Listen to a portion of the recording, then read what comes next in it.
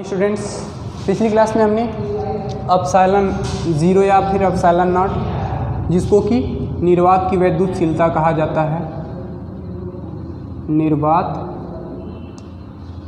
की वैद्युतशीलता,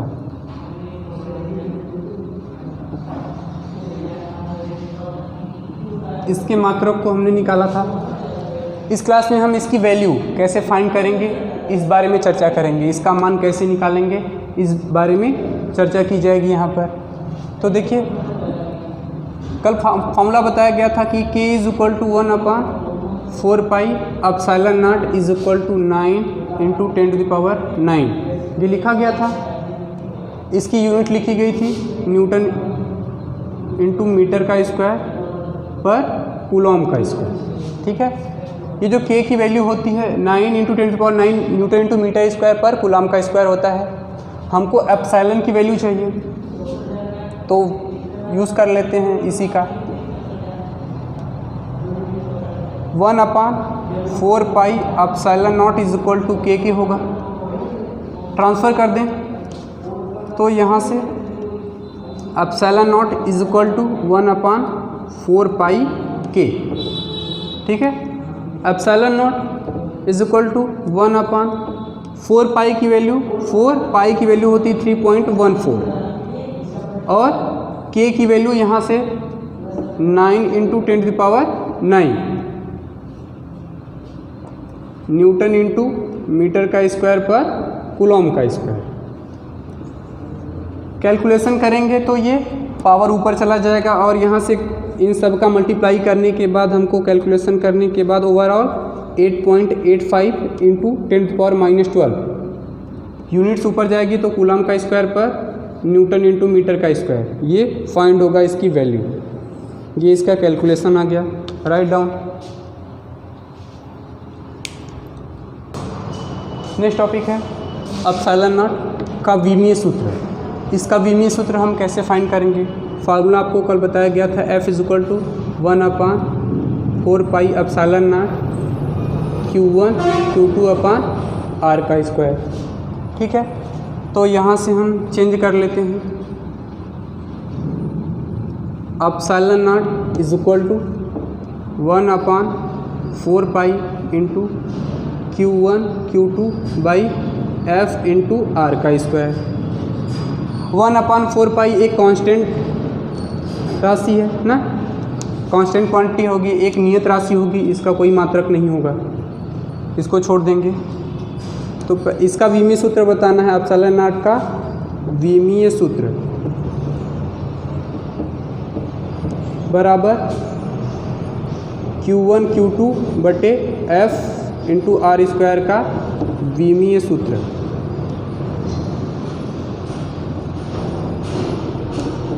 ठीक है, तो Q क्या होता है? आवेश।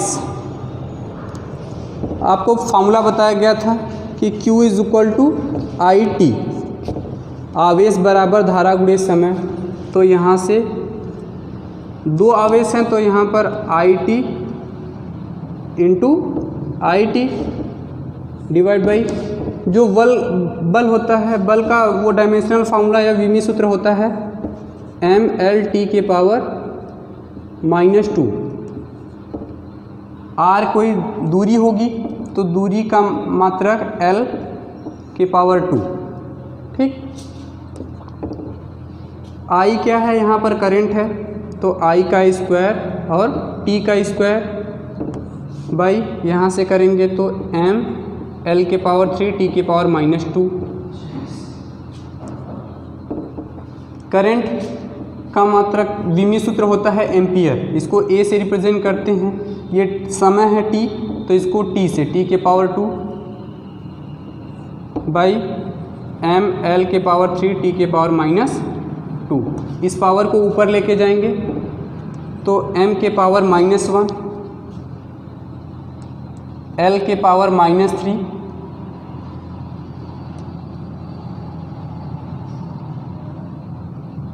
यहाँ से A और T के पावर ये -2 है, ऊपर जाएगा तो 2 + 2 हो जाएगा। यहाँ से m की पावर -1 L के पावर -3 A T के पावर 4। ये इसका डायमेंशनल फार्मूला आ गया। Write down.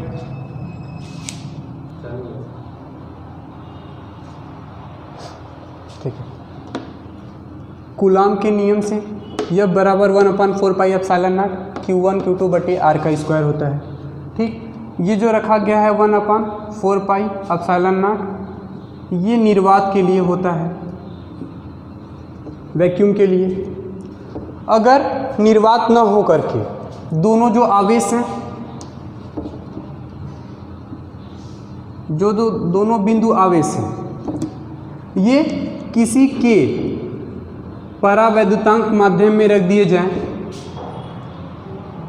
तो ये कोई के परावैद्युतांक माध्यम मतलब ये कुचालक कोई माध्यम होगा। जैसे कोई कुचालक पदार्थ, कोई कुचालक पदार्थ,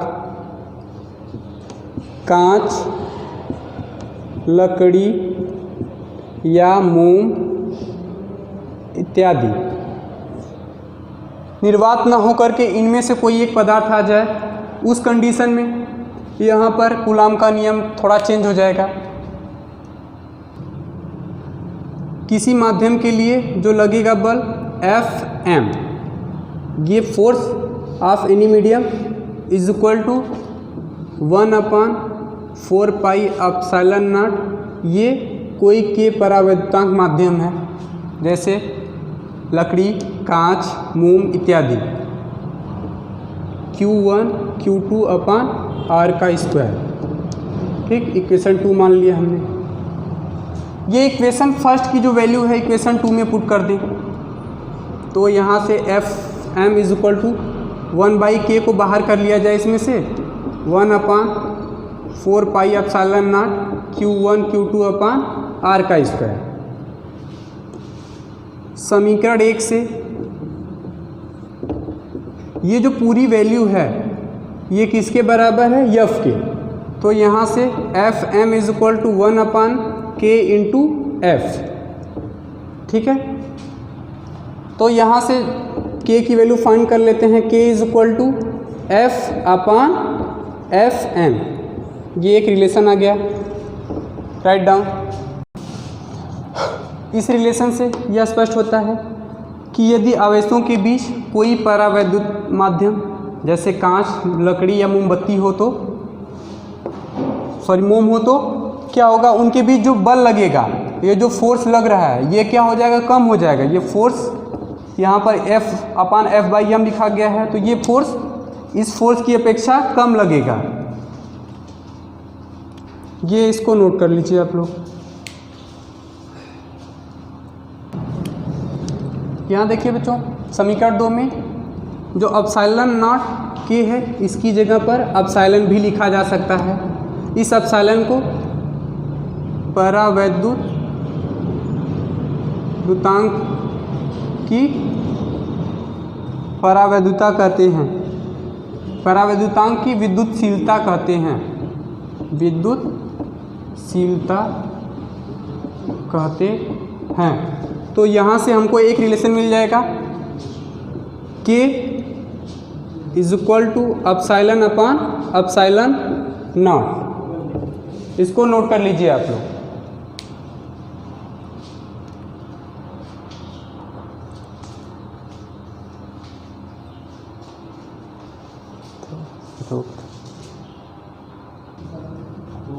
अतः इस रिलेशन से स्पष्ट है कि परावैद्युत माध्यम तथा निर्वात की वैद्युतशीलता, ये परावैद्युत माध्यम की शीलता है और निर्वात की वैद्युतशीलता, दोनों का अनुपात परावैद्युत माध्यम का परावैद्युतांक कहलाता है। ठीक है, नोट कर लीजिए। थैंक्स।